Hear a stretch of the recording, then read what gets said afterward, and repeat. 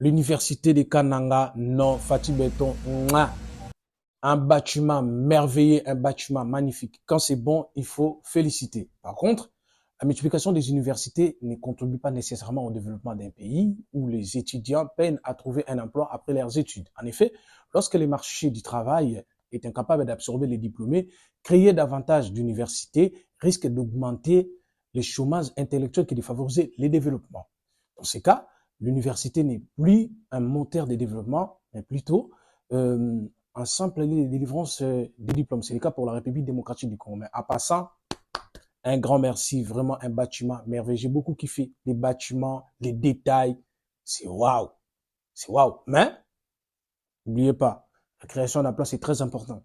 Donc les priorités, il ne faut pas oublier les priorités. En tout cas, bravo.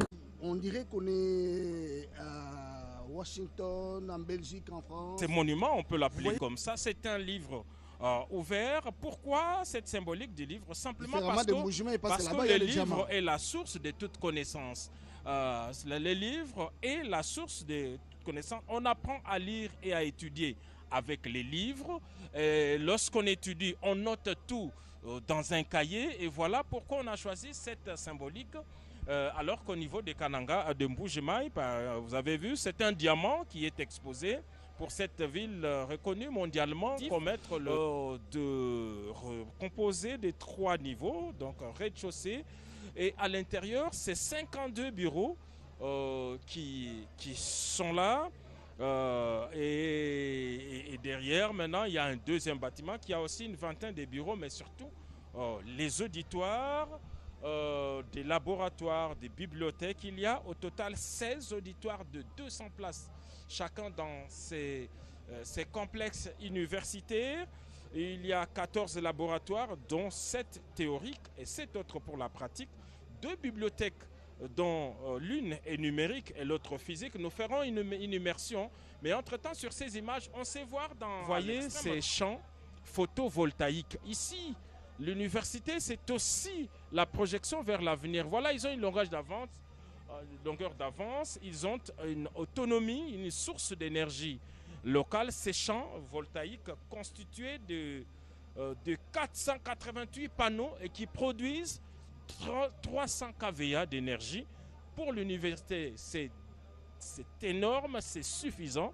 Ce n'est que la deuxième source d'énergie parce qu'il y a aussi un générateur, un grand générateur qui alimente ces centres universitaires qui produit la même capacité. Et donc ici, Robert Ndaye, on peut dire qu'il y a en tout 600 kVA d'énergie produite, donc 300 avec ces champs photovoltaïques et 300 autres par ces gros groupes électrogènes comme source d'énergie ici à l'université de Kananga.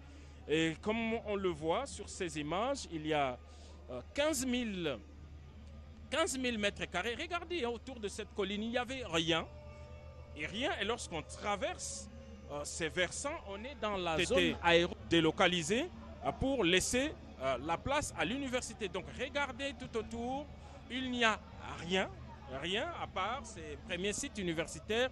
Et l'un des défis des autorités, c'est de pouvoir garder ces sites universitaires intacts contre toutes les velléités prédatrices de ceux qui viennent toujours lorgner là où il y a des domaines de l'État pour prendre des portions des terres. Voilà donc cette infrastructure que va devoir inaugurer dans les minutes qui suivent le président de la République, Félix-Antoine Tshisekedi Tshilombo. Nous rappelons à ceux qui viennent de nous prendre en cours que le chef de l'État est arrivé à Kananga la journée de lundi 26. Avec le recteur de l'université de Kananga, il est en train de prendre son bain de foule et vous sentez des acclamations partout, la population crie. C'est la première fois qu'ici, au site de Katambayi, au village de Katambayi, que la population voit un chef de l'État venir ici. Alors Philippe Anchiluba, fomwaji tonga ufirma beo ukukula kuyuka Fatih Béton wakujata makasende Katambayi mwaba uji chilongo cha